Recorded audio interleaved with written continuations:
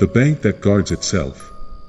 I've worked as a bank teller at Silver Lake Savings for almost 20 years.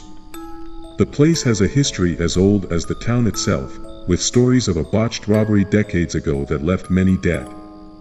Most of us thought those were just ghost stories to spook new hires. After what happened last Friday, though, I'm not so sure anymore. It started like any other day.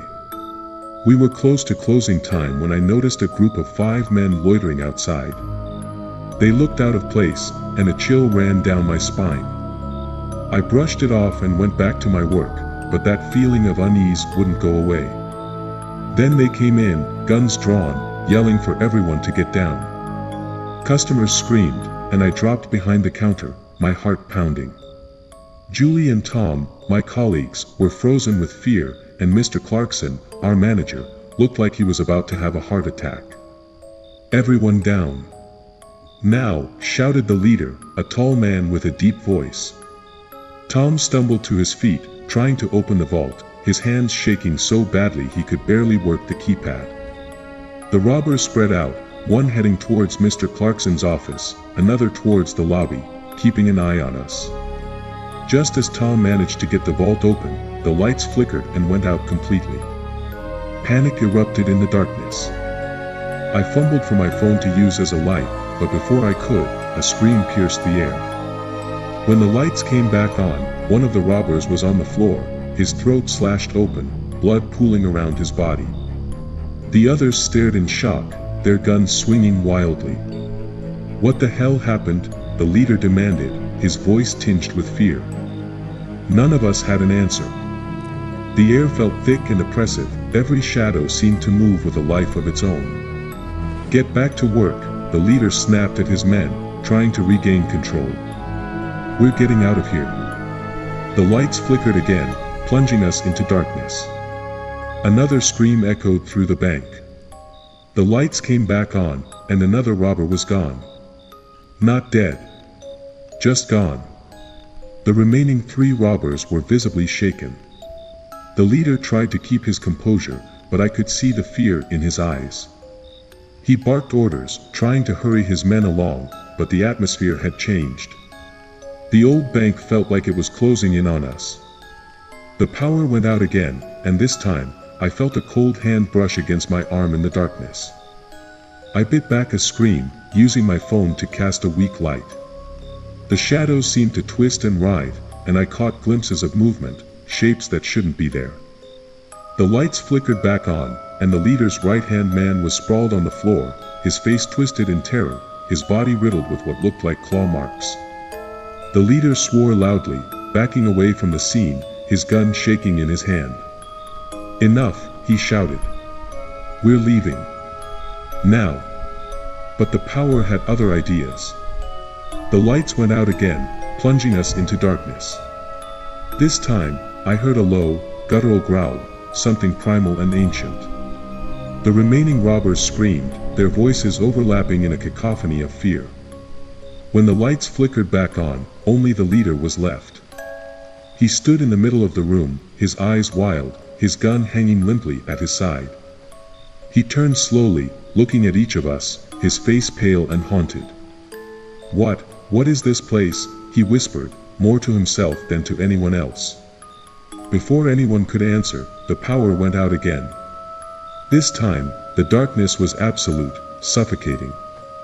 I couldn't see anything, but I could hear the leader's ragged breathing, his panicked footsteps as he stumbled around the room.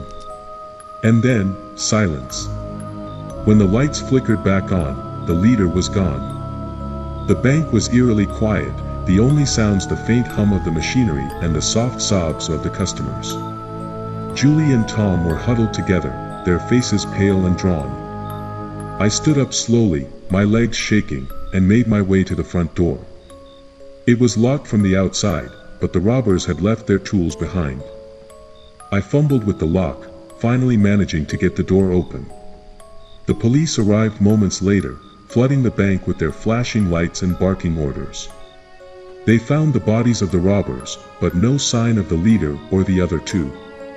The investigators were baffled, their faces grim as they tried to piece together what had happened.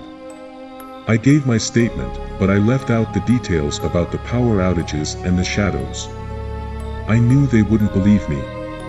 Hell, I barely believed it myself. The bank was closed for a week while they conducted their investigation. When we finally reopened, the atmosphere was different. The old building felt even more oppressive, the shadows darker, the air heavier. I couldn't shake the feeling that we were being watched, that something was lurking just out of sight. One evening, as I was closing up, Julie approached me. She looked just as haggard as I felt, dark circles under her eyes and a haunted look on her face. "Dan, we need to talk," she said, her voice trembling. I nodded, leading her to the break room where we could have some privacy. She closed the door behind us and took a deep breath. "I can't take it anymore," she said, her voice breaking. "The nightmares, the feeling that something is watching us, I don't think it's just in our heads." I swallowed hard, my throat dry. "What do you mean?" "I did some research," she continued, her hands shaking. "There was a robbery here, decades ago. But it wasn't just a robbery. It was a massacre. The robbers killed everyone in the bank, including themselves. They say the place is haunted by their spirits, trapped here, seeking revenge." I felt a cold chill run down my spine. "And you think what happened last Friday?" "It was them," she said, her eyes wide with fear. "I'm sure of it. The spirits of those who died in that massacre. They're still here, and they're protecting this place." I wanted to dismiss her words as nonsense, but deep down, I knew she was right. The events of that night, the unexplainable deaths of the robbers, the oppressive atmosphere, it all pointed to something supernatural. "We need to do something," Julie said, her voice desperate. "We need to find a way to put the spirits to rest." I nodded, though I had no idea how we could possibly do that. "We'll figure it out," I said, trying to sound more confident than I felt. That night, I went home and did my own research. I found articles about the robbery, detailing the gruesome deaths and the rumors of hauntings that followed. I read about similar cases, other places where violent events had left behind restless spirits. The more I read, the more convinced I became that Julie was right. The next day at work, I couldn't shake the feeling that we were being watched. Every shadow seemed to move, every noise seemed amplified. The customers came and went, oblivious to the terror that lurked within the old building. After closing, Julie, Tom, and I stayed behind to discuss what we could do. We talked about bringing in a priest or a medium, someone who could help us deal with the spirits. But finding someone who believed in this sort of thing and was willing to help wasn't going to be easy. As we were talking, the power went out again. We all froze, the memories of that night flooding back. The emergency lights flickered on, casting an eerie glow over the room. "We need to get out of here," Tom said, his voice shaking. Before we could move, the temperature in the room dropped, and we could see our breath misting in the cold air. A low, guttural growl echoed through the bank, and the shadows seemed to shift and twist. "We're not alone," Julie whispered, her eyes wide with terror. A figure emerged from the shadows, its form twisted and grotesque. It was one of the robbers, his face contorted in a mask of rage and pain. He moved towards us, his eyes burning with hatred. "Run!"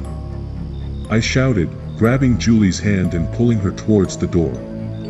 We stumbled through the darkness, the figure close behind us. The old building seemed to close in on us, the walls narrowing, the shadows pressing in. We reached the front door, but it wouldn't budge. It was as if the building itself was conspiring to keep us trapped. "Help!" Tom shouted, pounding on the door. The figure reached out, its cold, dead hands brushing against my back. I turned, swinging my flashlight wildly, but it passed right through him. The spirit let out a howl of rage, and I felt a searing pain in my chest.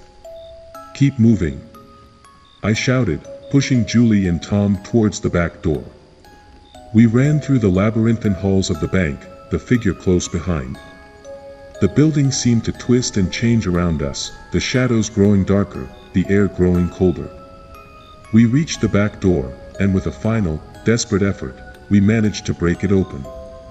We stumbled outside, gasping for breath, the cold night air a welcome relief. The figure stopped at the threshold, its eyes burning with hatred as it watched us. "We need to find help," Julie said, her voice shaking. I nodded, though I wasn't sure who we could turn to. The police wouldn't believe us. A priest or a medium seemed like the only options. But as I looked back at the old bank, something shifted in my mind. "Wait," I said, stopping Julie and Tom. What if we don't try to get rid of them?" Tom frowned. "What do you mean? What if we use them?"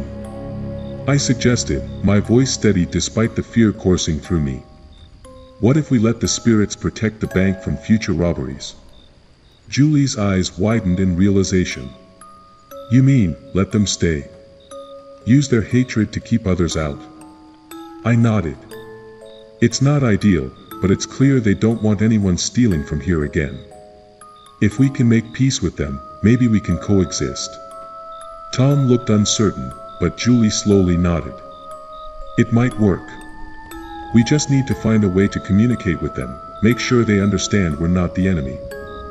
We spent the next few days researching how to communicate with spirits. We found an old book in the local library that suggested using objects from the time of the haunting to establish a connection. We gathered some old coins and papers from the bank's archives and set up a small shrine in the break room. That night, we stayed late again, the building silent and foreboding. We arranged the items on the shrine and lit a candle, sitting in a circle around it. "We come in peace," I said, my voice trembling slightly.